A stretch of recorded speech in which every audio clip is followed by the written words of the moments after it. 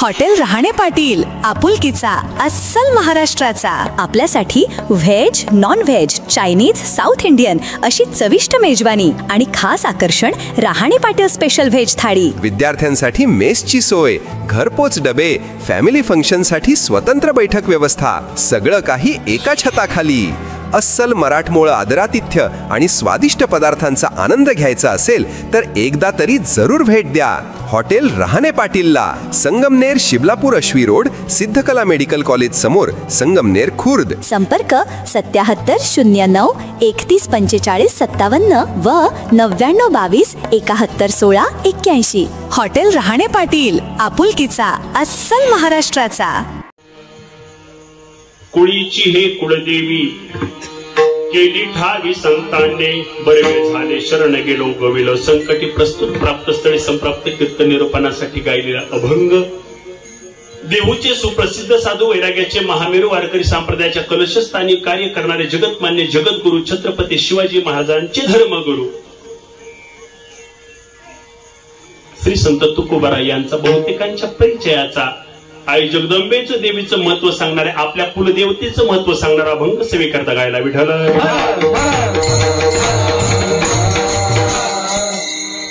प्रस्तुत अभंगातील भाव प्रतिपादन करताना जगद्गुरु तुकोबाराय सांगतात, जी कुळीची कुळदेवी आहे हे काय आम्हाला ठाऊक नाहीये. बऱ्याच लोकांना आपलं कुळदैवत ठाऊक. तुकोबाराय सांगतात, ठाऊक केली आम्हाला, आमच्या संतांनी महंतांनी आम्हाला ठाऊक केली. त्यांनी ठाऊक करून दिली, त्यांनी माहित करून दिली. बरं झालं तिला शरण गेलो. शरण तिला गेल्यामुळे संकटातून बाहेर निघून आलो. निर्गुणामध्ये असलेला देव देवी सांगताना आमच्या संतांनी आम्हाला त्याला सगुण साकारात कसा केला, तो रूपाला कसा आहे आम्हाला दाखवून दिला. करुणी खळे हरिदासी, आमच्या हरिदासांनी एवढा आमच्या उपकार केलाय. जगद्गुरु तुकोबाराय सांगतात, मी त्या देवाच्या आणि देवाच्या भक्ताच्या समागमात गेल्याने मी आनंदाने प्रेमाने नाचायला डुलायला लागलेलो आहे. विठ्ठल.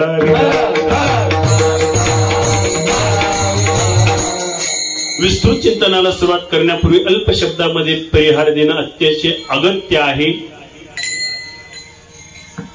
सालाबाद प्रमाणे चालू असलेला अखंड नामजप यज्ञ सोहळा शारदीय नवरात्र उत्सव वर्ष 22वे आणि 22व्या वर्षामध्ये आपण या सोहळ्याची साक्षी आहोत. ग्रंथराज ज्ञानेश्वरीचा पारायण सोहळा आहे.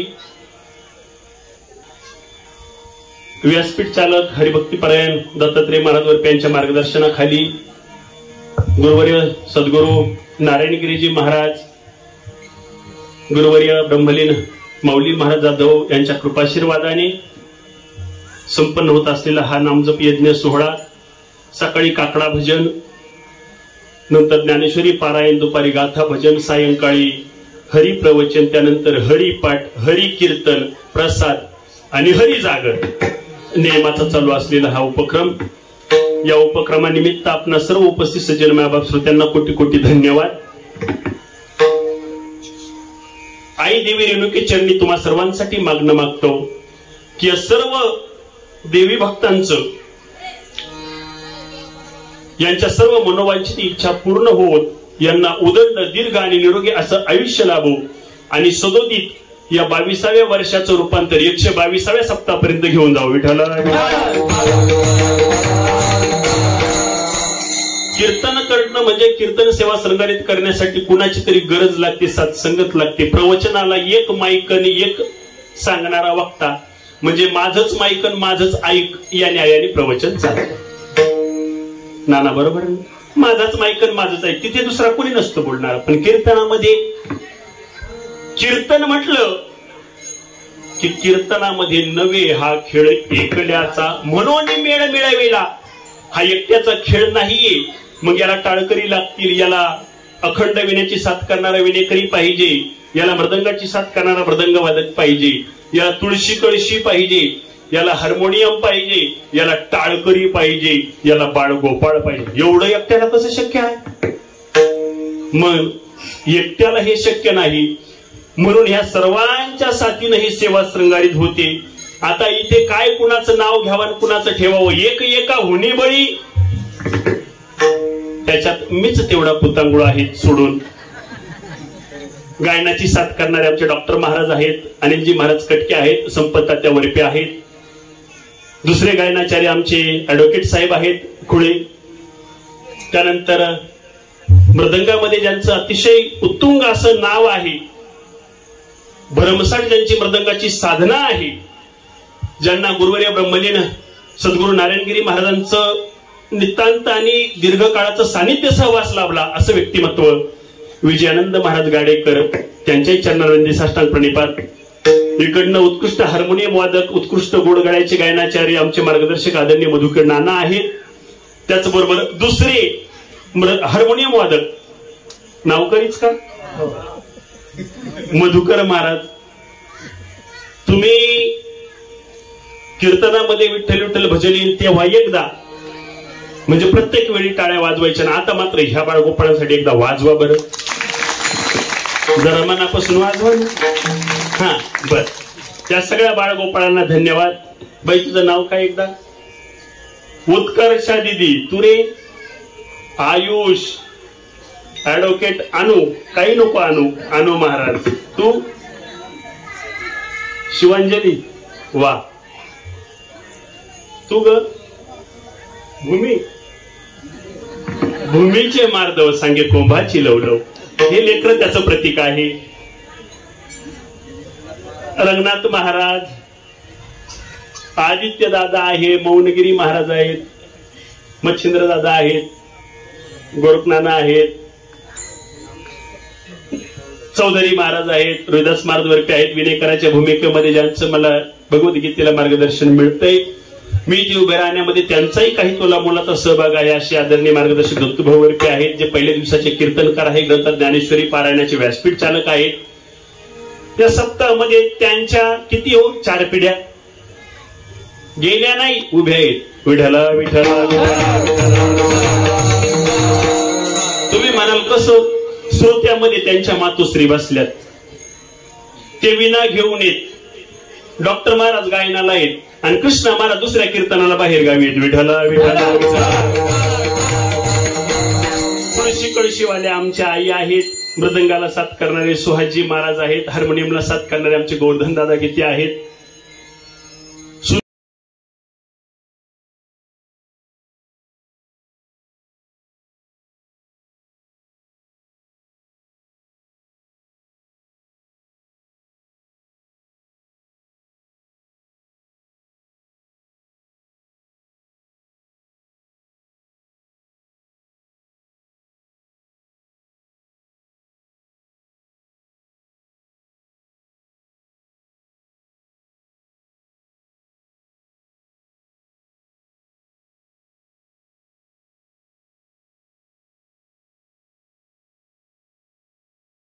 कारणही कळलं पाहिजे त्यांच्यासाठी, यासाठी टाळ्या आहेत. चित्रीकरणामध्ये चित्रीकरण करताना जे चित्रीकरण केलंय ते सगळं समाजापर्यंत देणं बरं नाही. भावनेच्या भरात कीर्तनकाराच्या वक्त्याच्या मुखातून एखादा अपशब्द जाऊ शकतो. त्यांच्याकडे तेवढी कला आहे, त्यांनी जो भाग नको वाटलाय त्यांच्या मतीला त्यांनी तो वजा केलाय आणि योग्य भाग असा निवडक टिपून ठेवलाय. अन्यथा त्या मीडियाच्या माध्यमात त्या एका शब्दाचंच भांडवल लोक करतात आणि न जाणून चांगल्या धार्मिक कार्याला, धार्मिक क्षेत्राला, स्थळाला गालबोट लागलं जातं. दुसरे आलेले आमचे टाळकरी शिवाजी महाराज, कारण राजांची एंट्री अशी अगोदर नसतेच मुळे त्यांना धन्यवाद. आणि सुंदर हा आवाज तुमच्यापर्यंत पोहोचवला आणि इथून पुढच्याही कार्यक्रमाचा पोहोचवतील असे असलेले आमचे परमस्नेह अमजद भाई, त्यांनाही धन्यवाद. आता कीर्तन निरूपणाला विठ्ठला.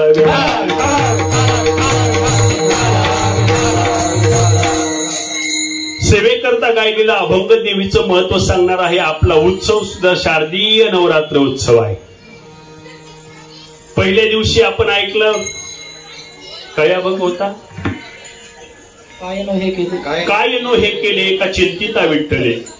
दुसऱ्या दिवशी आपण ऐकलं भक्त ऐसे जाना जे देही उदास. काल आपण निरूपण ऐकलं हे चिथोर भक्ती. अगोदरच्या गोड वक्त्यांनी आपल्याला फार गोड असं मार्गदर्शन केलंय. आज आपण या तुकोबारायांच्या शब्दाची थोडी सेवा करण्याचा अल्प प्रयत्न करणार आहोत.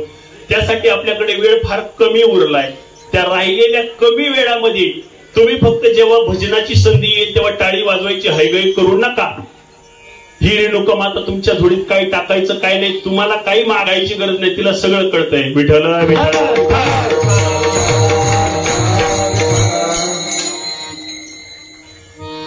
शास्त्रामध्ये देव पंचायतनाचं विस्तृत वर्णन केलंय. कुण्या देवाला भजावं, कुण्या देवाला पूजावं. भजण्यासाठी देव आहेत आणि पूजण्यासाठी देव आहे. वाटेने चालताना आपण झालेले देव पाहतो, झालेले, केलेले आणि काही होणारे. झालेले देव, एका देवाला शेंदूर भोगायला गेलो पण बोट शेंद्राने भरला आणि शेंदूर हा तेलात भिजवलेला असल्याने तो लवकर निघणार नाही. मग ते धुण्याच्या आधी त्याची जागा मोकळी करावी लागते. मग बाजूच्या एका गोट्याला लावून दिला की तो गोटा फार आपण दूर ठेवत नाही, फेकून देत नाही, पिशवीत घालून घरी नेत नाही, तो तिथेच राहतो. मग तो पुढचा आला का त्याला बोट पुसू तो एक तांदळाच तयार करून ठेवतात. चुकून झाले, केलेले काही निर्माण करावे लागतात. ऊसाची लागण असली का लगेच देव निर्माण होतो.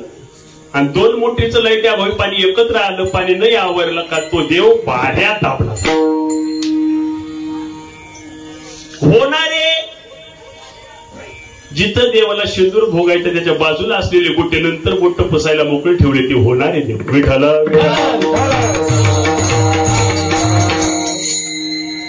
आम्हाला देव पंचायतन सांगताना आमच्या अध्यात्मशास्त्राने, शास्त्रकारांनी, आमच्या संतांनी आम्हाला त्याच्याविषयी काही सुंदरशा सूचना केल्या. ते म्हणतात देव पंचायतनामध्ये 5 देव आहेत. या 5 देवांची सेवा करावीच लागेल आपल्याला. आपण करतोच आणि केल्याशिवाय आपल्याला पर्याय नाही, गत्यंतर नाही. देव पंचायतन सांगतो बघा. भगवान गणपती बाप्पा, भगवान सूर्यनारायण, भगवान विष्णू, भगवान शिव आणि 5वी आहे ती आदि मायाशक्ती. गणपती बाप्पाची पूजा करणाऱ्या भक्तांना गाणपत्य म्हणतात. सूर्यदेवाची पूजा करणाऱ्या सूर्याच्या भक्तांना सौर म्हणतात. विष्णूची पूजा करणाऱ्या विष्णूच्या भक्तांना वैष्णव म्हणतात. शिवाची पूजा करणाऱ्या भक्तांना शैव म्हणतात आणि देवी नाम शक्तीची पूजा करणाऱ्या भक्तांना शाक्त म्हणतात. विठ्ठल.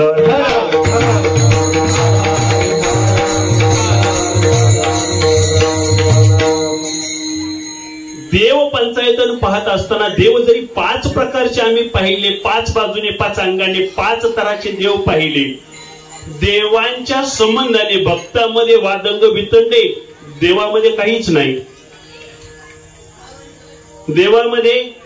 देवामध्ये काही नाही. देवीच्या मंदिरामध्ये जाताना, प्रवेश करताना देवीच्या वरच गणपती बाप्पा विराजमाने. कधी वाद केलाय का गणपतीने देवीशी, देवीने गणपतीशी? कधी वाद नाहीये.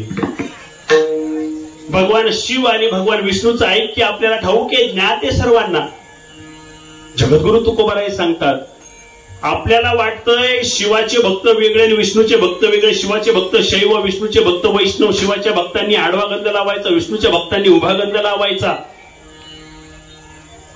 ते गोड कथा आहे. विष्णुपूर आणि शिवपूर गावातले लोक तिकडे जायचं नाही. मला मुद्दा माझा इथे आहे. तुकोबारायांनी आपल्याला सांगितलं, या देवामध्ये भक्तांचा वाद आहे देवाच्या संबंधाने, पण देवाच्या संबंधाने देवादेवांचा वाद नाही, देवादेवांचं सख्य प्रेम.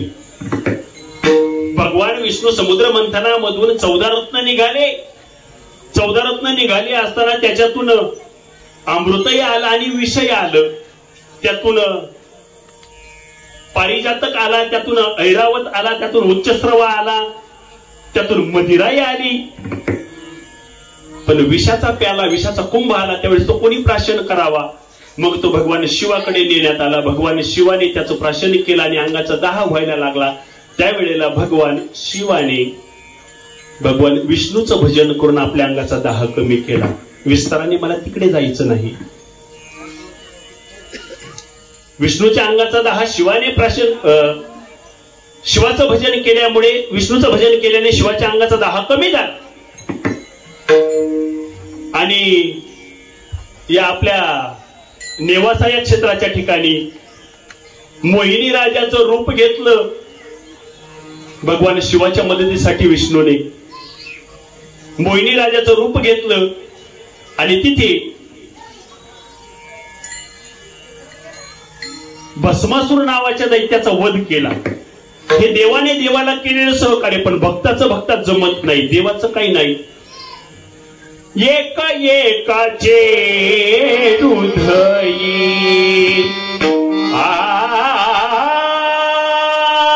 एक एकाचे हृदयी निरेसा तुकोबाराय सांगतात, गोडी साखरेच्या ठाई, गोडी साखरेच्या ठाई. जशी साखर सर्वांगाने गोडे, गोडी साखरेच्याच अंगी आहे. कोण्याही बाजूने साखरीचा खडा घ्या, खडी साखरीचा चाक खातो तेवढाच गोडे.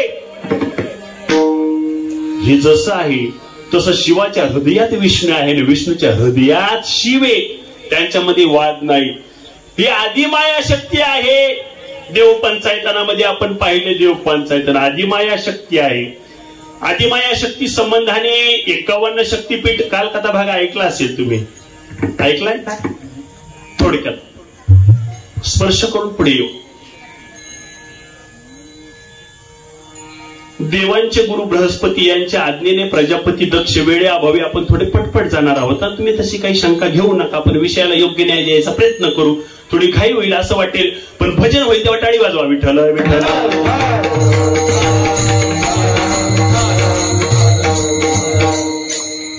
प्रजापती दक्षाने एक यज्ञ करण्याचं, यज्ञाचं आयोजन केलं. यज्ञाची भली मोठी तयारी झाली, सगळी तयारी झाली. निमंत्रण पत्रिका पाठवल्या गेल्या. आपल्या सप्ताच्या जशा गेल्या तशाच गेल्या. निमंत्रण पत्रिका जिकडे तिकडे सगळीकडे पाठवल्या गेल्या. सगळ्या देवांना, सगळ्या देव्यांना पत्रिका गेल्या. बरेच देव जोडीने येणार होते. जे जे होते ते जाणीवपूर्वक, जाणून बुजून भगवान शिवाला पत्रिका दिली नाही गेली. बरं, काही ठिकाणी बोलवलं तर जावं, काही ठिकाणी नाही बोलवलं तरी जावं, काही ठिकाणी बोलवलं तरी जाऊ नये, आणि काही ठिकाणी बोलवलंही नाही तरी जाऊ नये. बघा, एखादा साखरपुडा आहे, निवडक लोकांचा कार्यक्रम आयोजित केलाय, आपल्याला निमंत्रण नाही, तिथे जाऊच नाही. बोलवलं नाही ना, कशाला जावं? जाऊ नये. एखाद्या ठिकाणी आपल्याला निमंत्रण आहे पण जाणं आपल्याला अशक्य आहे, पण आगबीचं निमंत्रण आणि चांगल्या मान्यवरांची बैठक आहे, चांगल्या हरिप्रियांची भेट व्हायची, अशा कार्याला, अशा प्रोग्रामला आपण आवर्जून जावं. कारण बोलवलंय आहे आणि जायचंय आहे, तिथे जावं. काही ठिकाणी आपल्याला बोलवूही नाही, निमंत्रण नसावं, तिथे आपण जाऊ नये. अर्थात जिंगणं तमाशा, तिथे आपण काय जावं? तिथे आपण जाऊ नये, ती आपली जागा नाही. तिथे आपल्याला काय गरज आहे जायची? ते ढोलकी वाजवताना ढोलकी आणि ते तुंतुन वाजवताना तुंतुन त्यांची सांगडच असते. ते एकमेकाला विचिंत असतात. अरे, आपले नियमाचे सोडून नवीन कोण येत? ती ढोलकी त्याला ते वादनातून विचिंत असते. कोण कोण आलंय नवीन? ढोलकीवाला बसलेला असतो, काही उभा असतो, पण त्याला ते असं एक पाय मागे पुढे करून आणि असं वाकून उभं राहावं लागतं. आता मला उभं नाही राहून दाखवता यायचं, मी कीर्तनाच्या गादीवर. ते ढोलकी विचारत असते याला, कोण कोण नवीन आलंय आपल्याकडनं येणार? त्यावेळेस तुंतुन विचारत असतो ढोलकीला, नवीन कोण कोण आलंय? ढोलकीवाला त्यातून सांगत असतोय. ढोलकी तुंतुण्यावाला विचारतो, कोण कोण कोण कोण कोण कोण कोण कोण कोण कोण कोण कोण कोण कोण कोण कोण कोण नवीन वाली. मग तो तिकडून सांगतो, रामभाऊ आलाय, श्यामभाऊ आलाय. मग ते असा संवाद येतो. तिथे बोलवलं तरी जाऊ नये, निमंत्रण आहे, तिकीट काढलंय, आपला पास काढलाय, पण आपण तिथे जाऊन नापास होऊ. पास असला तरी जाऊ नये. निरोप नाहीये, निमंत्रण नाहीये. वाटेने चाललाय वाटसरू, पिंपरण्याचा असेल, कोळवाड्याचा असेल, नाही तर कलोडीचा असेल, देवस्थान 3 गावाच्या शिवावर आहे. वाटेने चाललाय वाट सुरू आणि त्याला आवाज आलाय. टाळ वाजतोय, टाळाचा घोष चाललाय. मृदंग वाजतोय, मृदंगाचा घोष चाललाय. ज्याच्या कानावर आवाज पडलाय तो भजनी, त्याला दम निघेल, त्याला निमंत्रण नाहीये. पण त्याने न पाचारिता जावे, अगरवता करावे दास्य सकळ. त्याने तिथं बोलवलं नाहीये, पण त्याने तिथे जावं. कारण तिथे गेल्यानंतर भगवत भजनाचा तो एक अधिकारी होणार आहे. यमधर्म सांगे दुता तुम्हा नाही तेथे सत्ता जेथे होय हरिकथा जे घोष नामाचा तिथे जाऊ नका. जिथे भजन होतं तिथे जाऊ नका. कीर्तनामध्ये जे आम्ही सांगतो ना तुम्हाला भजनात टाळी वाजवा, टाळी वाजवा, त्याचं कारणच हे आहे की कीर्तनामध्ये आपण टाळी वाजवली की आपलं पातक या टाळी वाटे जोडून जातं. वाजवे त्या टाळ्या टाळ्या टाळी होय होळी विघ्नांची किंवा पातकांची. इथे टाळी वाजवावी. ही टाळी न वाजवणाऱ्यांकडून ज्ञानोबारायांनी सुद्धा वाळवंटात वाजवून घेतली. आता न वाजवणाऱ्याकडून वाजवून घेतली. याच्यावर विस्तृत चिंतन आहे. चोखोबराय वंका बंकांना प्रवेश नव्हता मंदिरात म्हणून ज्ञानोबारायांनी वाळवंटात कीर्तन केलं त्यांच्या टाळीसाठी. एकच टाळी झाली पाटे आपल्याला चंद्रभागे वाळवंटी, माझा ज्ञानराज गोपाळाशी लाया वाटी. ती टाळी इथे वाजवावी. म्हणून कीर्तनकार कोणी असो, प्रवचनकार कोणी असो, तो जेव्हा सांगतो ना टाळी वाजवून भजन म्हणा, तेव्हा इथे म्हणावं. त्याचं कारण पद्मपुराणात वर्ण आलंय. नामनोस यावत शक्ती ताप निरहर नेहर तावत कर्तुम न शक्नोशी पातकम पातकी जाणा. जेवढं पाप तुम्ही जन्माला आल्यानंतर करूच शकत नाही एवढं पाप एका नामाग्नीने दग्ध होतं. म्हणून आम्ही म्हणतो टाळी वाजून भजन म्हणा विठ्ठला. निरोप नाही, निमंत्रण नाहीये. भगवान शिवाला कळलं राजा दक्षाकडे यज्ञ इथेच होतो ना, इथेच होतो. निमंत्रण होऊन गेलतो ना थोडं फिरायला जागेवर. म्हणे मग आता भगवान शिवाने विचार केला निमंत्रण नाही तिथे जायचं तरी कशाला. नाही विशेषता विशेष जावई जे असतील ना जावई, त्यांनी पहा सासूरवाडीत कसं जायचं. मी तर म्हणतो मूळ आल्याशिवाय जाऊच नाही.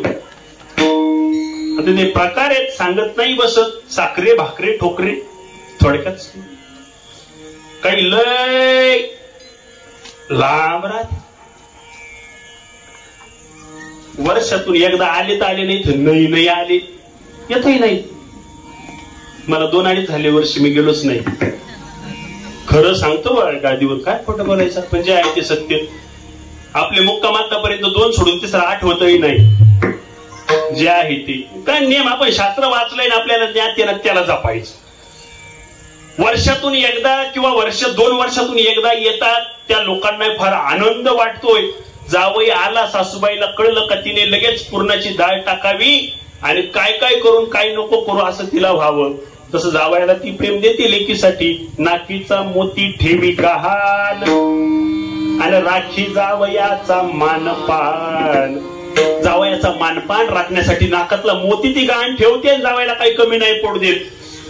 कधीतरी येतो गोड झाडाचं खातो, साखरीचं गुळाचं तुपाचं खातो. ते साखरे लय दिवसांनी आल्यावर हे मिळतं. काही शिवाशेजारी असतात. गाडीला किक मारली का जावई गाडी वळवायला सासूरवाडीत. पण गाडी बरोबर सासूबाईचा आपला स्वयंपाक चालत चुली बशी. हा कोण जावायची गाडी आले का या जा जेवून लगेच भाकर गरम गरम भाकर ही भाकरी. आणि काही गाडीचीच गरज नाही पार तिथंची परिसरातले पंचकृषीतले सोडून बरं. सकाळ संध्याकाळ तिथं पटकेल. मग सासूबाई पाहते सासरा पाहतो कोण जावय का.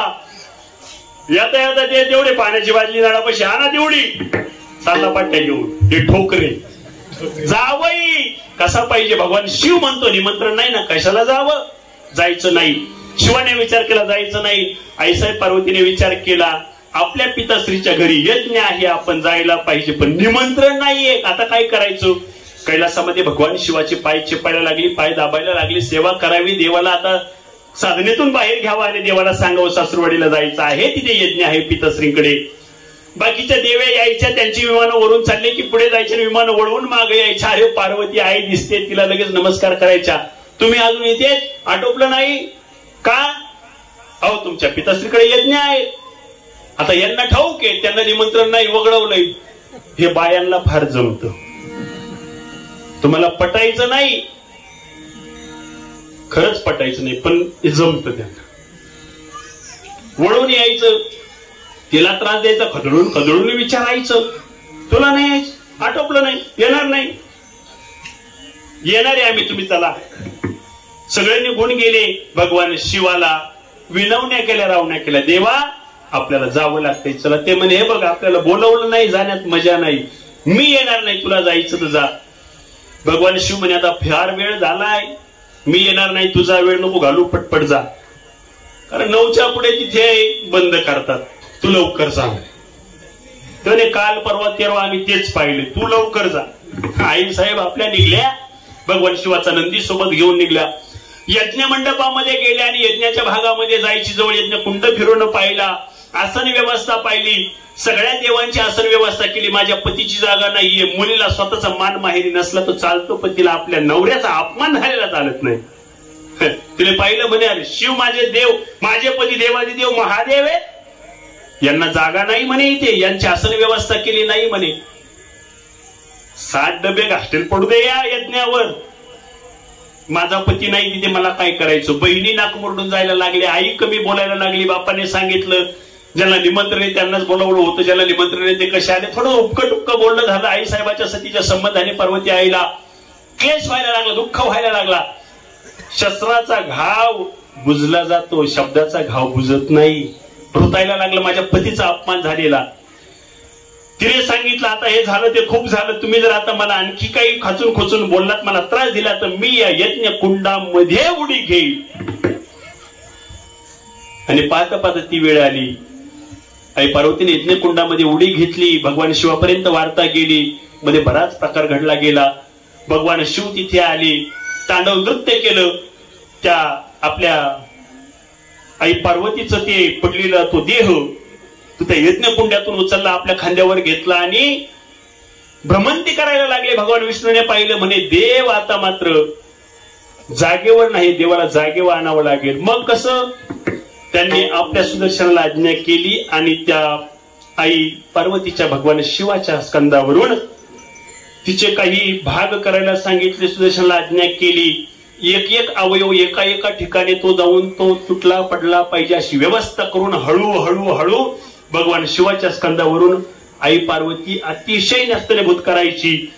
मग ती प्रक्रिया घडली गेली. ते सगळे शकल 51 ठिकाणी पडत पडत पडत पडत भारतभर गेले. त्या सगळ्या ठिकाणी ते 51 शक्तीपीठ उत्पन्न झाले.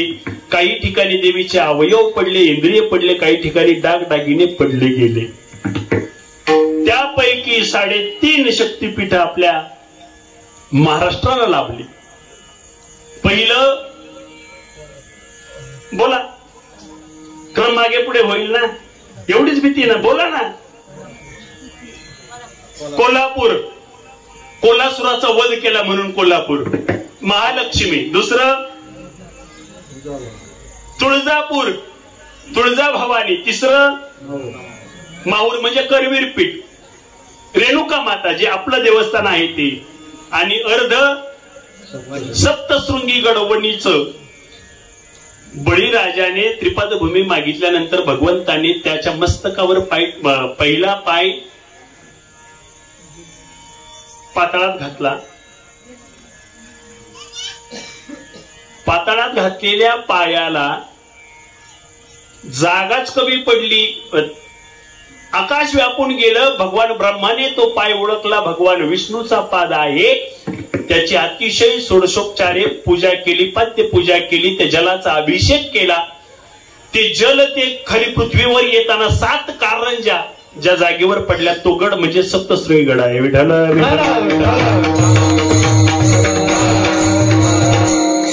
अशी प्रत्येक शक्तीपीठाची एक एक छोटी छोटी आख्यायिका आहे. कोल्हासुराचा वध केला म्हणून कोल्हापूर झालं. जमदाग्नीच्या इथपर्यंत आपल्याला यायला मिळतं का न मिळतं काय माहिती, कारण आपण अभंगापर्यंत अजून पोचलोच विठ्ठला विठ्ठला. हे 3.5 शक्तिपीठ आपल्याला मिळाले, त्यापैकीच आपलं एक त्या 3.5 शक्तिपीठाचा अंश असलेलं दैवत रेणुका माता. 3.5 शक्तिपीठाची भ्रमंती करावी जावं, ज्याला शक्य नाही त्याने एखाद्या पीठाला जावं. पीठाला वाटी घेऊन नाही बरं, शक्तिपीठाची बात करतोय. तर मग तुम्ही काय म्हणाल, बाजरी गहू ज्वारीचं आहे, तांदळाचं आहे, कुळीदाचं नाही, जातीबाई शेजारी, ते नाही. शक्तिपीठाला ज्यांना तिकडे शक्य नाही त्यांनी कोलारला जावं, भगवती मातेचं दर्शन करावं. 3.5 शक्तिपीठाचं दर्शन तिथे प्राप्त आहे. ज्यांना कोलारला जाणं शक्य नाही त्यांनी आमच्या रेणुका नगर मध्ये रेणुका देवीकडे यावं आणि इथे नतमस्तक व्हावं. कारण हिची आख्यायिका आपण ऐकली. हिची स्थापना झाली 23 मार्च 2018 जीर्णोद्धार झाला. स्थापना म्हणजे जीर्णोद्धार. असं जे का ते साल फेटा बांधताना पाहिलं होतं, 23 मार्च 2018 या साली जीर्णोद्धार झाला. पण जीर्णोद्धारामध्ये आपण आतल्या मुखवट्यात, आतल्या तांदळात कुठलाही बदल काही केलेला नाहीये.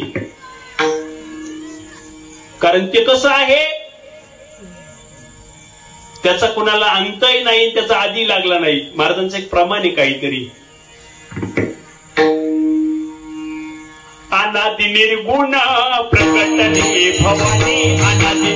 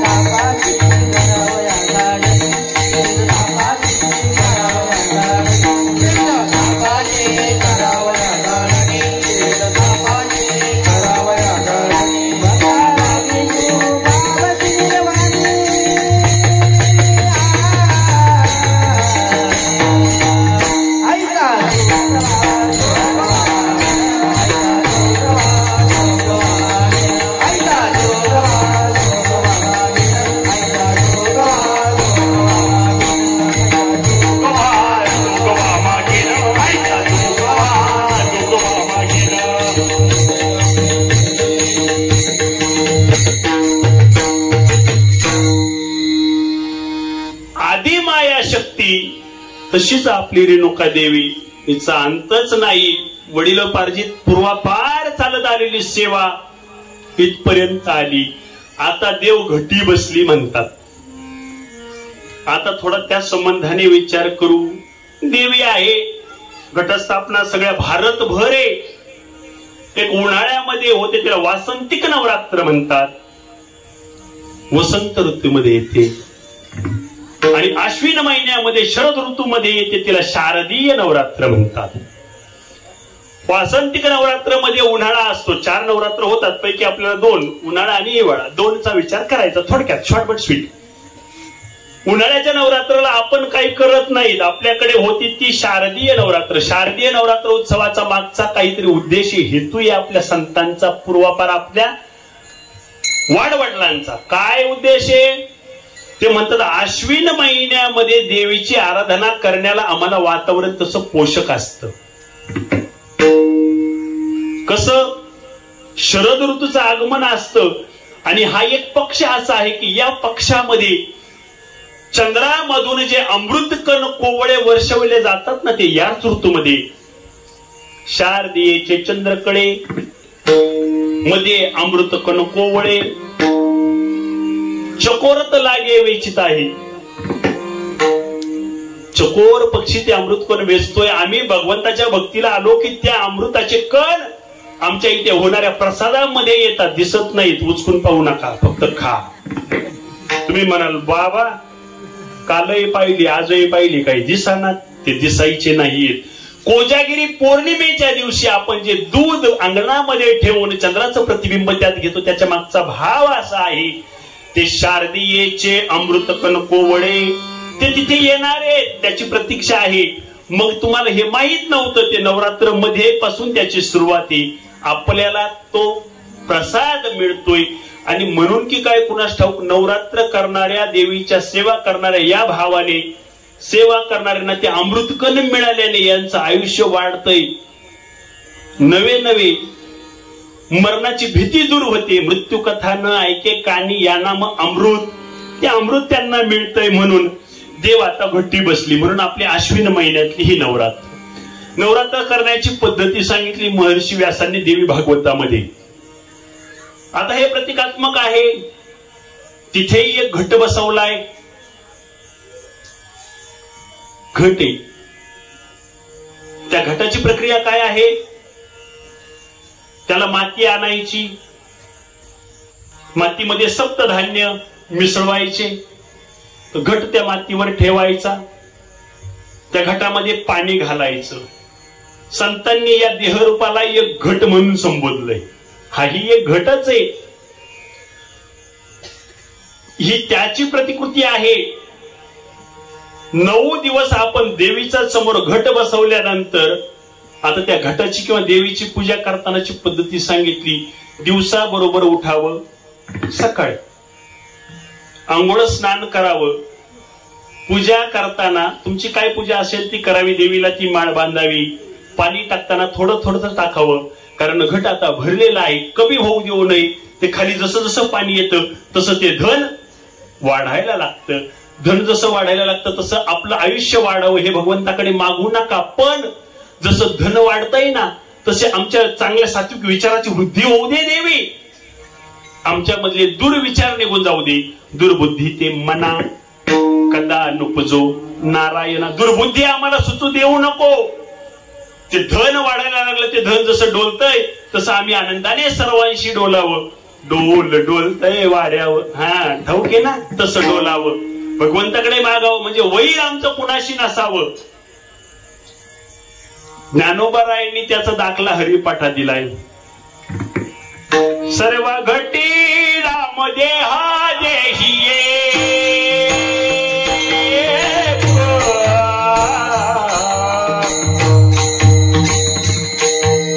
सर्व घटी राम देहा देही एक,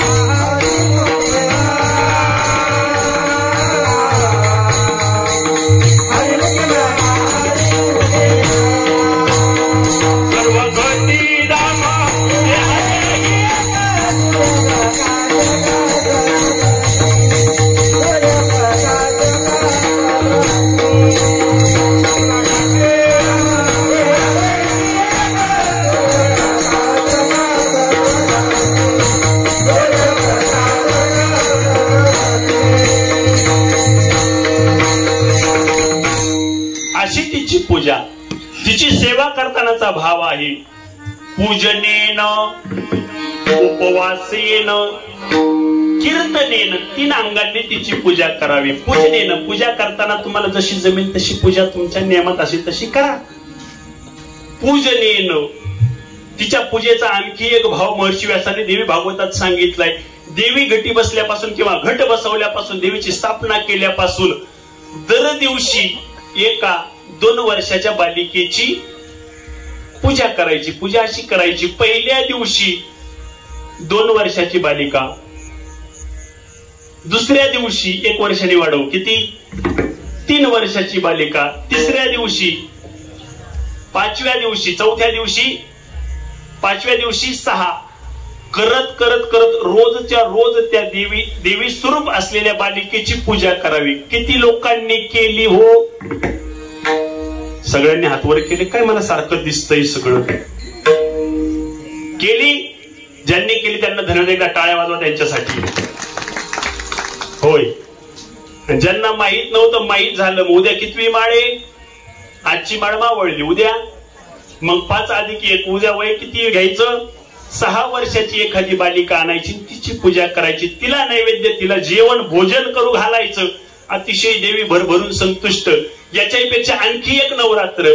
तुम्हाला जर वाटलं आपल्याला नवरात्र उत्सवामध्ये आपल्या गावातील, आपल्या वाडीतील, वस्तीतील, गल्लीतील अतिशय गरीबाचं मूल आहे, गरीबाची मुलगी आहे, जिला शाळेला घालायला फराक नाही, कपडा नाही, तिला शाळेला वही नाही, अर्धा डझन वया घेऊन द्या. रेणुकाई तुमच्या कृपा केल्याशिवाय राहायची नाही. तिला पुस्तक नाही, तिला स्कूलची बॅग नाहीये, तिच्यासाठी ते द्या. तर काय झालंय? पाऊस लय पडलाय पण समुद्रावर काय उपयोगी? असं आहे ते. उपवास करू पितृपक्षामध्ये. आता पितृपक्षामध्ये उपवास करूची पद्धती. उपवास करू घालताना ज्याला खीर खायची गरज आहे, ज्याला मिळत नाही, जो आसुसलाय, जो वाट पाहतोय आतुरतेने, खरं सांगा असे आपण किती बोलवले होते? आपण बोलवलेले 4 चाकीतच आले सगळे. ज्यांच्या घरी आठवड्यात 3 टाइम खीर आहे, त्यांना खीर घ्या म्हणलं, नको नको खाऊ कंटाळाला. अरे याला कशाला? ज्याला गरज आहे त्याला बोलवा, त्याला द्या, त्याच्यासाठी आहे. असं हे नवरात्र असावं. त्याच्यामध्ये भेंडीच खाल्ली पाहिजे असं काही उल्लेख वर्णन नाहीये. बरं, बकरीच्या पिठाच्या आज मी खाल्ली, मला नाहीये नवरात्र पण खाल्ली. उपवास करताना महर्षी व्यास म्हणतात 9 दिवसाचा उपवास करावा. 1 वेळचं फराळ करावा आणि दररोज रात्री जेवण करावं. हाही उपवास देवीने मान्य केलाय. ऐकताय ना तुम्ही? ज्याला करायचाच आहे, 9 दिवस शक्य नाही, त्याला 7, 8, 9 माळ, या 3 माळे कराव्या. 7वी, 8वी, 9वी माळ, 3 माळींचा उपवास करावा.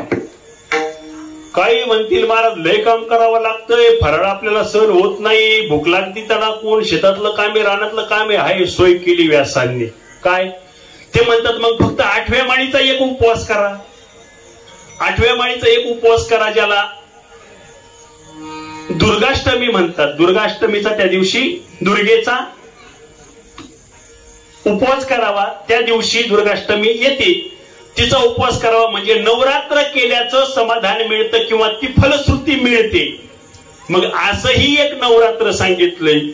ज्याला दिवसा भूक लागली म्हणजे फराळाची व्यवस्था नाही, त्याने दिवसा जेवावं आणि रात्रीचं फराळ करावं. तरी देवीने मान्य केलंय. देवीने सांगितलंय माझ्या भक्ताने त्याच्या अंतःकरण वृत्तीमध्ये बदल करावा, आहारात नाही. विठ्ठल एखाद्या गरीबाची कुवत नाही, भकरीचं पीठ आणायची, नायलॉन चिवडा आणायची, बारीक मोठा जाड बटाट्याचे वेपर्स, केळाचे वेपर्स, बटाट्याचा किस, कुवत ऐपतच नाही. केळाची फणी, सफरचंद, अंजीर, बदाम, काजू, पिस्ता, चारोळे आणि नवरात्र करायची. त्यांनी त्या देवीच्या सेवेमध्ये राहून, इमानी येत बारीने देवीशी प्रामाणिक राहून इथून पुढचं आयुष्य देवी 9 दिवस जसा जगलो तसा आयुष्यभर जगेन या भावाने भाजी भाकरी खाऊन जरी केलं तिला स्मरून, तरी त्याला उपवास आहे. विठ्ठल अशी असलेली देवी आपल्यासाठी तत्पर आहे. ती भक्ताची वाट पाहते. माता देवीच्या संबंधाने वर्णन चाललंय, देवीचा उत्सव चाललाय, देवीचा विचार करतो. आपलं गोत्र माहित पाहिजे. गोत्र माहित नसलं की गोत्र काय सांगावं? कश्यप गोत्र सांगावं. आपलं कुळदैवत माहित पाहिजे. कुळदैवत माहित नसेल तर कुळदैवत काय सांगावं? बोला ना. तुळजाभवानी सांगावं. ज्यांना माहित नाही त्यांनी तुळजाभवानी सांगावं. मग काय हो, आम्हाला आमचा कुल देवता माहित नाही, मग आम्ही आमच्या जेजुरीच्या खंडोबाला मान्य करावं. देव खंडोबा, देवी तुळजापूरची आणि गोत्र कश्यप सांगावं.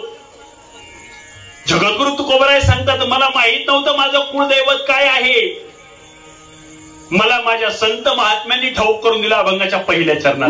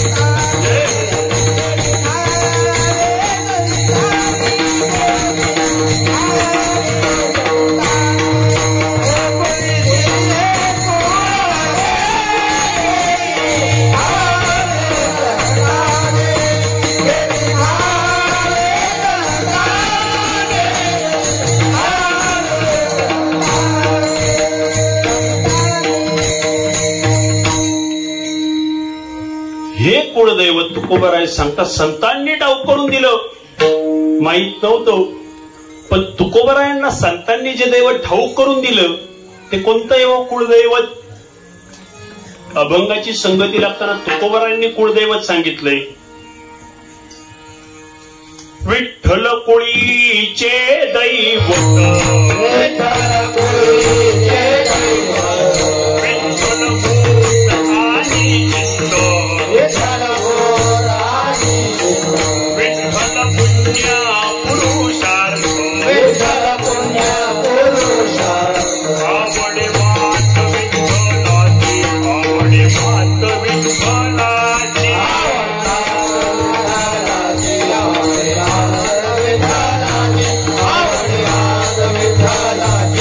आवडे मात विठ्ठलाची, विठ्ठल कोळीचे दैवत, विठ्ठल बोल चिंतमात, विठ्ठल पुण्य पुरुषार्थ, आवड मात विठ्ठलाची, विठ्ठल विठ्ठल पुण्य पुरुषार्थ, विठ्ठल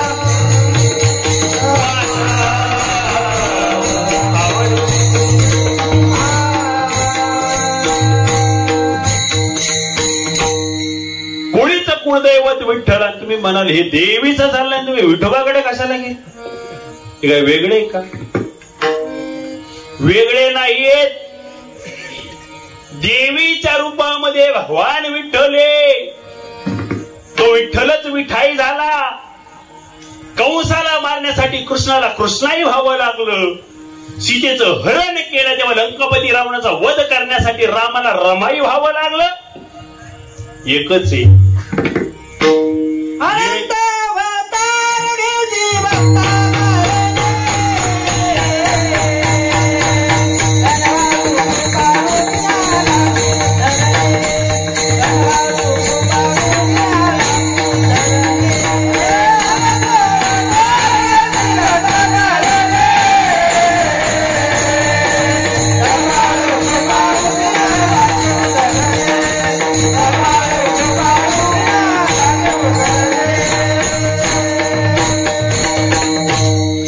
अवतार अनंत देवाची.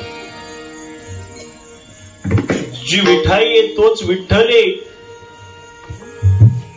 येई वो येई रंगा, येई वो येई रंगा, येई वो येई रंगा, येई वो येई, येई वो येई रंगा, येई वो येई रंगा, येई वो येई रंगा, येई वो येई रंगा, येई वो येई रंगा, येई वो येई रंगा, येई वो येई, येई वो येई रंगा, येई वो येई रंगा, येई वो येई रंगा, येई वो येई. विठाई विठाई माझे कृष्णाई कान्हाई, विठाई विठाई माझे कृष्णाई कान्हाई रंगा.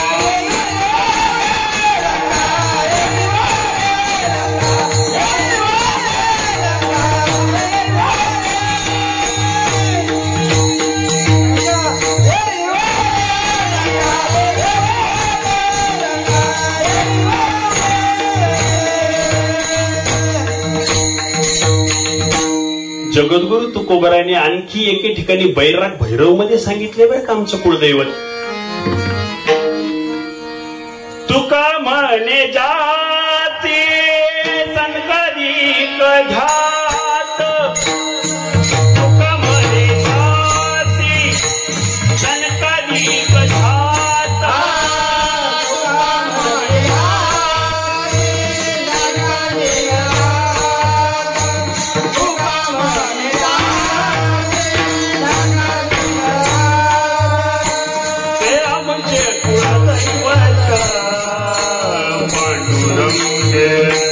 ते आमचे कुळदैवत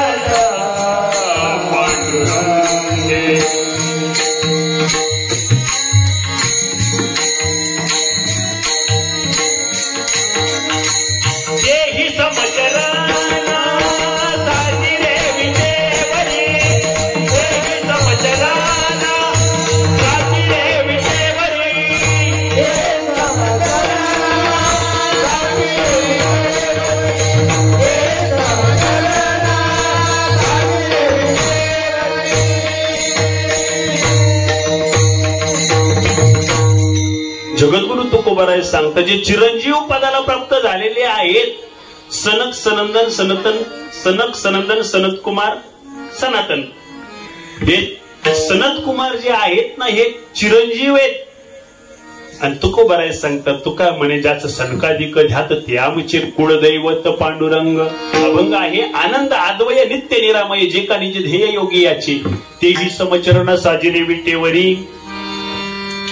हा ते राहिलं होतं, नाना म्हणत होते तिकडून, पण ते मला थोडस झालं मागे पुढे होतं ते विठला विठला.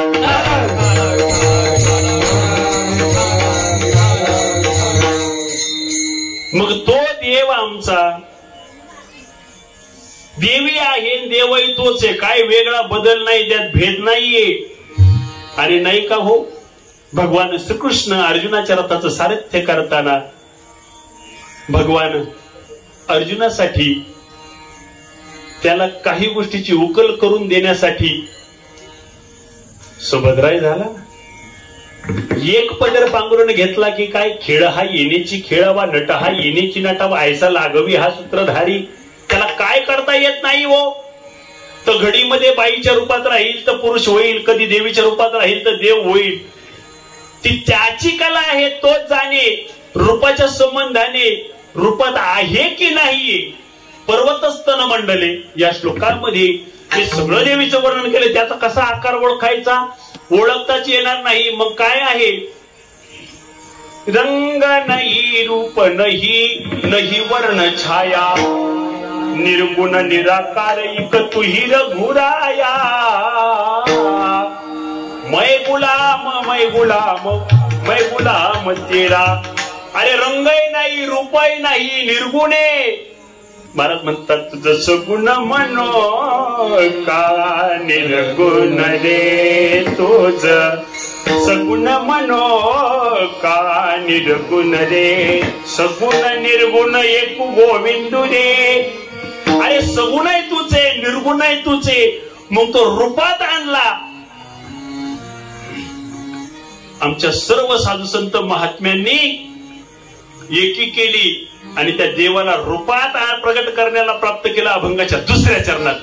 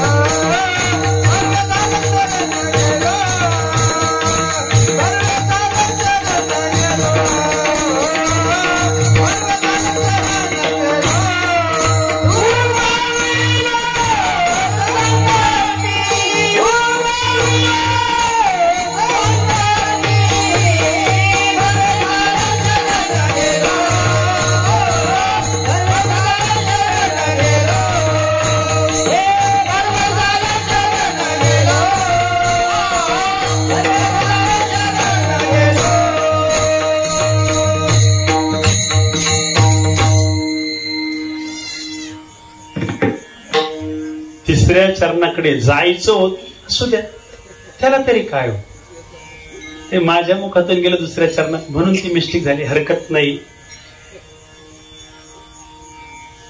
जगद्गुरु तुकोबाराय सांगतात बरं झालं, बरवे झालं म्हणजे बरं झालं मी त्या देवीला शरण गेलो. जीवाने देवाला शरण जावं, पण जीव देवाला शरण न जाता संसाराला शरण गेला आणि दुःखाच्या येरधारी पुन्हा गर्क्यात पडत राहिला. जीवाने देवाला शरण जावं याला पुरावा म्हणून अभंगाचं चरण आताच आपण ऐकलं. बरवे झाले शरण गेलो. महाराज म्हणतात मी देवाला शरण गेलो, माझं बरं झालं.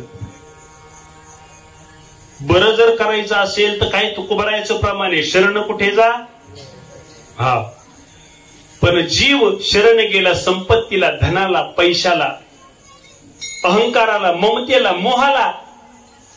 इकडे शरण गेल्यामुळे तो पुन्हा दुःखाला प्राप्त झाला.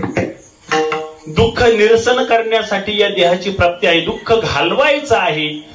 दुःख घालवायचं आहे म्हणजे काय करायचं आहे? खरं ते दुःख आहे, जन्माचं दुःख आहे, ते घालवायचंय. कोणे दिवशी होईल श्री गुरुकृपा, कोणे दिवशी चुकती जन्माच्या खेपा, कोणे दिवशी सावत्याच्या बापा दर्शन द्यावे. सावता महाराज सांगतात जन्माच्या खेपा चुकवायच्यात. एक पाठ असं म्हणतात जन्म मरण खेपा. नाही, आता एकदा मेलं की परत जन्मालाच यायचं नाही. मरायचंय शरीराने आणि जन्माला परत हा देह घेऊन यायचंच नाहीये. मग या येरझारीत पडायचं नाही. हे खरं सुखी. आपण सुख शोधतो पैशात अडक्यात धनामध्ये. धनाची काय बात करता हो? किती धन जमवलं म्हणून कोणी सोबत नेलं? कनुलीकरांनो नेलंय का तुमच्या पाहुण्या रावळ्या तुमच्या गावातून कोणी? नाही ना, आमच्या इकडे नाही. बरं किती पैसा जमवला म्हणून त्याने पैसा खाऊन त्याची भूक भागली असं आहे कोणी महाभाग? नाही ना.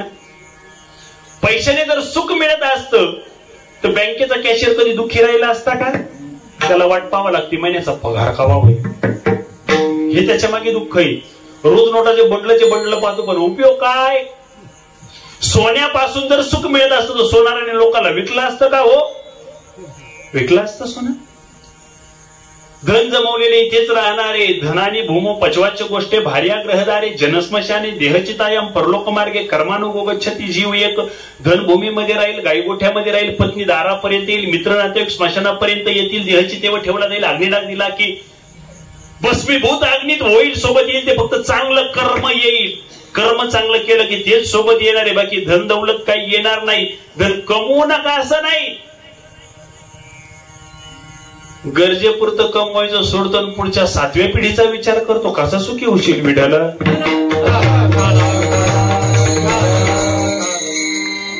पक्षी पाहिलेत ना, पक्षी त्यांना एखादा तुम्ही असा तुमच्या पाहण्यातला पक्षी आहे का ज्याने असे पसाभर धान्य आपल्या खोप्यामध्ये नेऊन ठेवले? तुम्ही पाहिला असेल तर मला सांगा, मला तो पाहायचा आहे.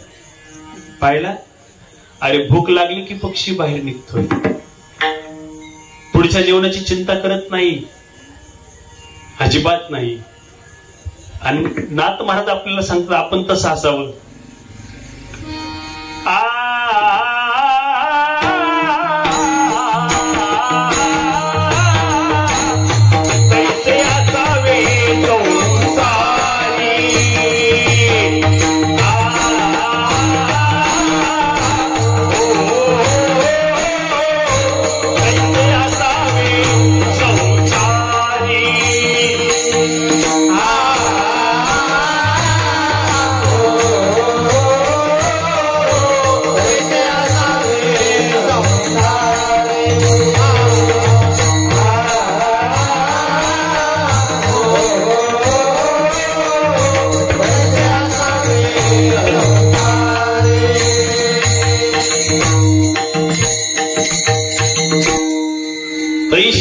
संसारी कैसे पक्षी अंगणी उतरती जे का गुंतून राहती, तैशी असावी संसारी. कैसे जोवरी प्राचीनाची दोरी, तैशी असावी संसारी. कैसे वस्ती कर वस्ती आला, प्राप्त काळी उठवून गेला किंवा निघून गेला, तैसे असावे संसारी. कैसे पशुपश्वादिकांचा दृष्टांत द्यावा लागतोय आपल्याला. मला सांगा, आपण कायम ऐकतो एखादा माणूस नटून थटून आला की आपण सांगतो काय रुबाबदार दिसतोय. मग त्याचं रुबाब पक्षामध्ये वर्णन करतात, पशुमध्ये वर्णन करतात. काय वाघासारखा रुबाब आहे, वाघासारखा. एखादं मूल असं आलं नटून, गोरगोर पानं असलं त्याला घेतात लोक, त्याचे 2 मुखे घेतात, त्याला म्हणतात काय अगदी मोरासारखे याचे डोळे. बरोबर ना? हो. एखादी मुलगी आमची चालत दिसल्या, काय सुगरणी सारखी चालत आली. सुगरण ही काय आहे? पक्षीने. खोप्यामध्ये खोपा सुगरणीचा सांगा. आपल्या पिलासाठी तिने जीव झाडाले टांगला. बहिणाबाई सांगतात सुगरणी सारखी. मला सांगा, तुम्ही एखाद्या पशुपश्वादिकाला माणसाची उपमा दिलेली मला सांगा तरी. तुम्ही असं पाहिलं का कधी? काय बैल हा असा माणसावानी असं पाहिलं का? ते गुणच नाही. विठ्ठल विठ्ठल एखादा घराचा घरधनी लय राबत असला, कष्ट करत असला आणि त्याला वेळेवर जेवण खावण मिळाले नाही, त्याची आई जर असली तर त्याची आई म्हणते, बाई माझा राजा बैलासारखा राब राब राबतोय, बैलासारखा. पशु अधिकाला माणसाची उपमा होते, नाहीच ना त्या धोरणा. हा नादच करू नका, अजिबात नाही. महाराज सांगतात तसं असावं.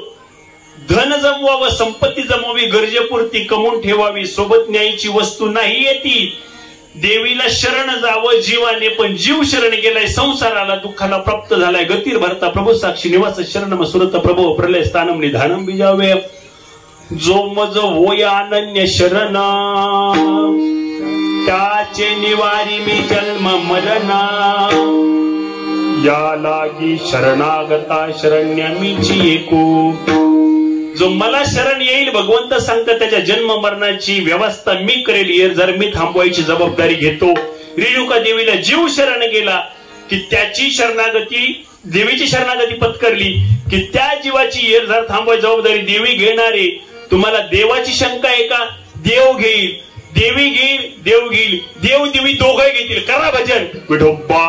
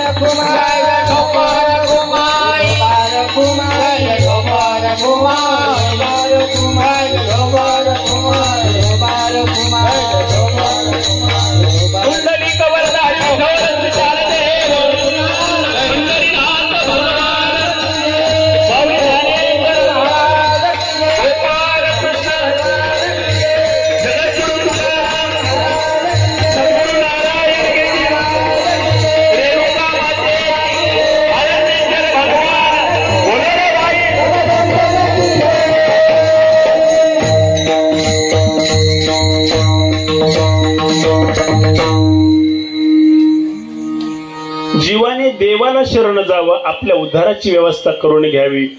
जे जे शरण गेले ते तरले, जे शरण गेले नाही ते पुन्हा येत झाले. नदीच्या मध्ये असलेला लवून घेतो, पाणी वरून जात. पाणी थोडं येऊ नये तर पुरी लवळा वाकडे. तो म्हणतो तू का वाय, मी वाकूनच ये. तो वाकेली. कडाला तीरावर राहणारा नदीचा पूर वाढत चालला की तीराला झाडाला धोका येईल. ते म्हणतात तुम्ही आतापर्यंत येत होते, आम्ही अजिबात वाकणार नाही. ताईटचे ताईट गेले वाहून. पाहता काय माझ्याकडे विठ्ठला विठ्ठला. महापुरे तिथे लव्हाळे. महापुरा झाडाचे झाड गेले, लवळे राहिली. मंत्रालयामध्ये तुम्ही गेलेत का? नाही गेले. थोडं अलीकडे येऊ आपण. कलेक्टर ऑफिसला गेले का? नाही म्हणतात. थोडं आणखी इकडे येऊ. प्रांत कार्यालय, तहसील कार्यालयात गेले का? थोडं आणखी अलीकडे येऊ. आता का तुम्ही नाही म्हणले? तुम्ही ग्रामपंचायत मध्ये गेले का? भाग्यवान आहेत तुम्ही. जिथे साऱ्या गावाच्या पंचायती होत्या तिथे तुम्ही जाता, आनंद वाटतो. ग्रामपंचायत मध्ये सरपंचाचा काळ किती काळाचा असतो हो? तुमच्याकडे असेल 5 वर्ष आहे का? मला वाटलं काही बदल आहे का? आणि तिथल्या शिपायाचा रिटायर पर्यंत. सरपंच आले का तर या सरपंच लवतो ना, तो वाकून राहत असा, नम्र होतो. नम्र झाला तो टिकून राहिला. सरपंच म्हणतो ए त्याला माहितीये तू ना 5 वर्षाची. आपल्या गावाला ग्रामपंचायत आहे. विठ्ठला विठ्ठला. आपले सरपंच लय गोड आहेत बर का, लांबचे. इथं काही लागू करून घेऊ नका. म्हणून मी मंत्रालयात तुम्ही गेले नाही तर त्याला मी काय करू, मला तुम्हाला पंचायत पर्यंत आणावं लागलं. आता इथून पुढे तिकडे जा, म्हणजे पुढच्या टायमाला मी विचारलं का मंत्रालयात तुम्हाला जे गेलो होतो, मग आपण तिथलं बोलून थांबू.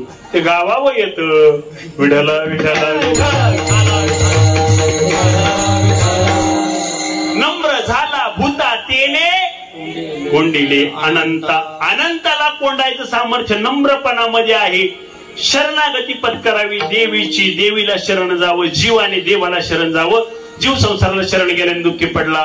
तुकोबाराय सांगतात माझ्या जीवनामध्ये बरं झालं मी देवाला शरण गेलो, बरे वेळ झाले शरण गेलो. जगद्गुरु तुकोबारायांनी देवीला मान्य केलंय. शक्तीची उपासना करणारे शाक्त म्हणतात, शक्तीची उपासना करणारे शाक्त. पण त्याच्यातही एक वर्ग असा आला आपल्या सोयीने उपासना करतो. तुकोबारायांनी त्यांचा विरोध केला. शेंदरी हेंदरी दैवते कोणती पूजिती भूते खेते, आपल्या जी पोटा रडते मागती शिती अवधान, आपल्या इच्छा अनेका पिढी. अरे आपल्या इच्छा करण्यासाठी अनेकांना पिढा देतात, त्या देवाला मान्य तुकोबारायांनी केलं नाही. तुकोबाराय अंधश्रद्धा निर्मूलन करणारे पहिले प्रवर्तक. अंधश्रद्धा निर्मूलन समिती आत्ताची आहे दाभोळकरांची, तुकोबाराय कधीची. तुकोबाराय सांगतात देवाला नमस्कारताच कशाला, काही गरज आहे. तुकोबारायांच्या काळात त्यांनी काही साधक पाहिले देवीला नमस्कारणारे. महिला वर्ग बाळ होऊ दे म्हणून तुकोबारायांनी गाथा केला. 900 पुत्र पावती का करणे लागे पती, 900 जर मुलगा होतोय मग नवऱ्याची काय गरज आहे. विठ्ठल जगद्गुरु तुकोबारायांच्या पुढे फक्त विद्रोही शब्द लिहायचा राहिला. तुकोबारायांचं विद्रोही वाङ्मय काही कमी नाही. अतिशय झपाटे तुकोबारायांचे असे आसुडाचे फटके, चुकीचा वागला का त्याला जागेवरच आणलंय. तुकोबारायांनी नको त्या विषयाला खतपाणी घातलंच नाही. शेती कशी करावी तुकोबारायांनी सांगितलंय. काढून यातन शेती करावी जतन. कसं बोलावं तुकोबारायांनी शिकवावं. बोलू ऐसा बोले जेने बोले विठ्ठल डोले. बोलणेच नाही एक देवाविन काही, कुशब्दाची घाली अमंगळ विधिवानी. तुकोबाराय म्हणतात अपशब्द बोलू नका. क्रोधा सवे झाली भेटी मुखा वाटे नरकलोटी. चुकीचं बोलूच नका. हे तुकोबारायांचं वाङ्मय आहे. तुकोबाराय सामान्य नाहीयेत राजा हो. तुकोबाराय कळण्यासाठी जन्मचे जन्म गेलेत, काहींचे तरी कळले नाही. रामेश्वर भट्ट द्विज होता, ब्राह्मण होता, परंतु त्याला तुकोबारायला शरण यावं लागलं. रामेश्वर भट्टांनी म्हणावं तुकाराम तुकाराम नाम घेता कापेयम. रामेश्वर भट्टांनी म्हणे. रामेश्वर भट्ट द्विजा त्यांनी मान्य केले तुका विष्णू नाही तुझा. ते तुकोबाराय देवीचं वर्णन, देवीची महती आम्हाला सांगतात. मग आता तरी तुम्हाला पटलं का नाही. करा मोठ्या प्रेमाने भजन. ज्ञानेश्वर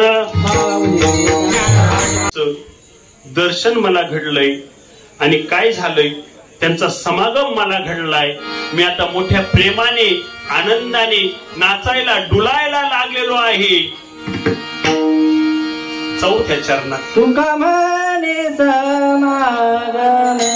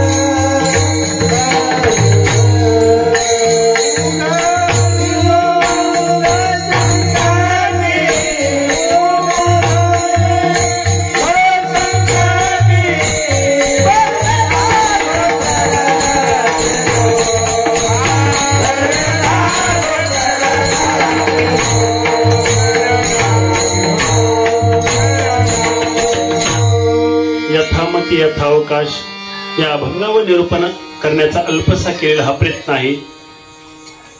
तुका म्हणे समागमे नाचू प्रेमे लागलो, बरवे झाले शरण गेलो, उगविलो संकटे.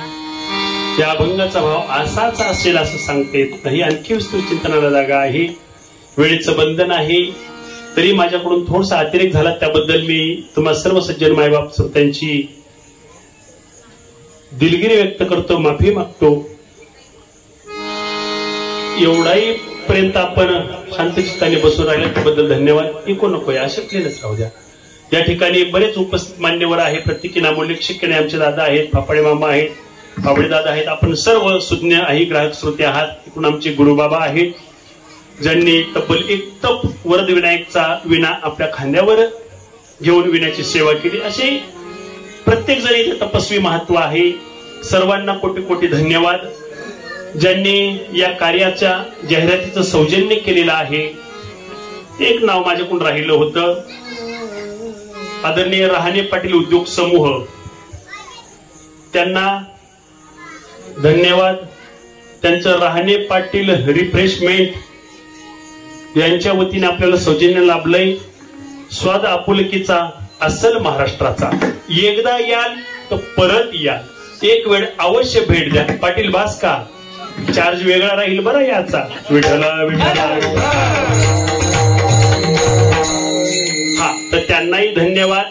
जमेल तसं ज्याला जमेल त्याने या सप्ताहामध्ये, या नवरात्र उत्सवामध्ये, शारदीय उत्सवामध्ये देवीची जमेल तशी सेवा करा. कुणी झाडून घ्यायची सेवा करा, कुणी चटई आथरायची सेवा करा. भगवंताचा धर्म आहे, भगवंताचा स्वभाव आहे, आधी घेशी मग देशी. ऐसा असशी उदार तो देतो, तुमच्याकडून काहीच न घेता देत नाही. बोटभर चिंदी घेतली सोये वस्त्र झाला नारायण. कृष्णा महाराजांच्या कीर्तनात निरूपण ऐकलं आपण. कौरवी पांचाळी सभे माझी आणली, वस्त्र हरणे वस्त्र कशी झाली माऊली. तो अगोदर घेतो काहीतरी. भाजीचं पान घेतलं आणि दुर्वास मुनींच्या 10,000 शिष्यांच्या भोजनाची व्यवस्था केली. आपली थोडीशी सेवा इथे रुजू करा, तो आपल्याला काही कमी पडू देणार नाही. आनंद उत्सव जोरात चाललाय. तुम्हा सर्वांना पुनश्च एकदा नवरात्र उत्सवाच्या भरभरून शुभेच्छा.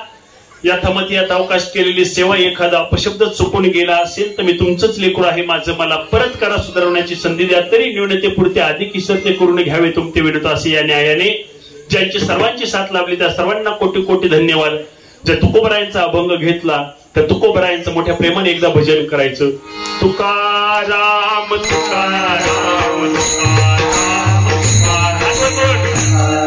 तुकाराम तुकाराम तुकाराम तुकाराम तुकाराम तुकाराम तुकाराम तुकाराम तुकाराम तुकाराम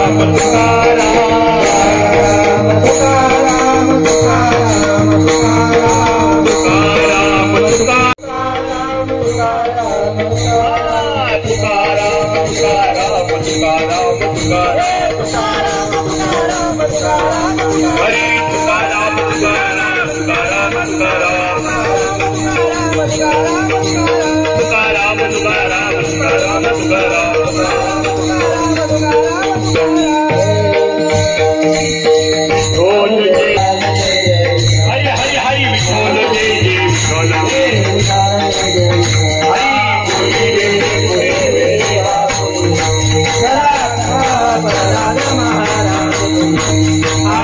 हॉटेल रहाणे पाटील, आपुलकीचा अस्सल महाराष्ट्राचा. आपल्यासाठी veg, non veg, Chinese, south Indian अशी चविष्ट मेजवानी आणि खास आकर्षण रहाणे पाटील स्पेशल व्हेज थाळी. विद्यार्थ्यांसाठी मेसची सोय, घरपोच डबे, फॅमिली फंक्शनसाठी स्वतंत्र बैठक व्यवस्था, सगळं काही एका छताखाली.